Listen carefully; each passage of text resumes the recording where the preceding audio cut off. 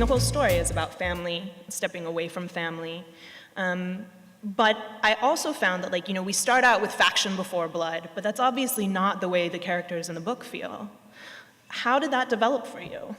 Well, I think it was true to kind of emotional reality of being a teenager, I think. You feel like you have to leave your family behind in order to discover who you are. And in a certain sense, you really do. You can't keep defining yourself in relationship to other people no matter how much you love them. So that's where Triss's initial choice comes from. But the ending was a bit of a surprise for me because she makes this choice, she finds her tribe or whatever, but then she leaves them and goes back to her family to save them. So ultimately she's saying this faction before blood stuff is messed up. And I have to find a way to reconcile with my family even now that I'm a different person than I was. And let's see if I can continue to fit into this group of very different people as my true self. Which I think is another part of adolescence that happens later, or of adulthood, really. Just finding a way to reincorporate yourself into groups that are not homogenous. You have to learn, I guess, how to get along with your family. or not, or you just not see them at the holidays. Maybe you don't, but I feel like it's important. I feel like Triss's journey and Four's journey are a little different, and they're a little different than what we're used to seeing with gender. In all kinds of novels, not just in young adult novels.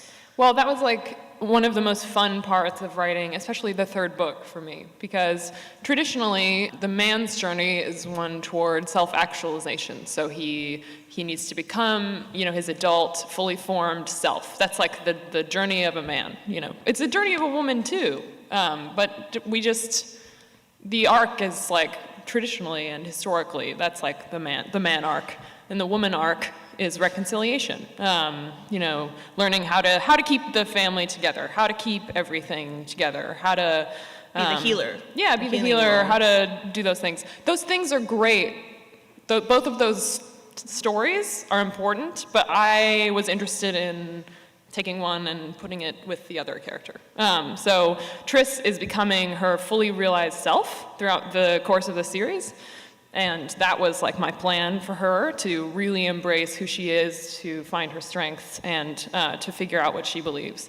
And Tobias's journey throughout the course of the series is learning to rely on other people and how to trust other people and how to forgive other people. And it's kind of reflected, I hope, depending on how well I did, but you guys can be the judge of that. In their voices. So Triss's voice is hard and direct, straightforward, and very reliable, and sometimes repetitive, which is sort of a masculine. These are stereotypically masculine characteristics. Four is a little more poetic, little stream of consciousness. He doesn't withhold things from you, and that's something we might associate with being slightly more feminine. But so it was fun. It was like a little playground for my brain.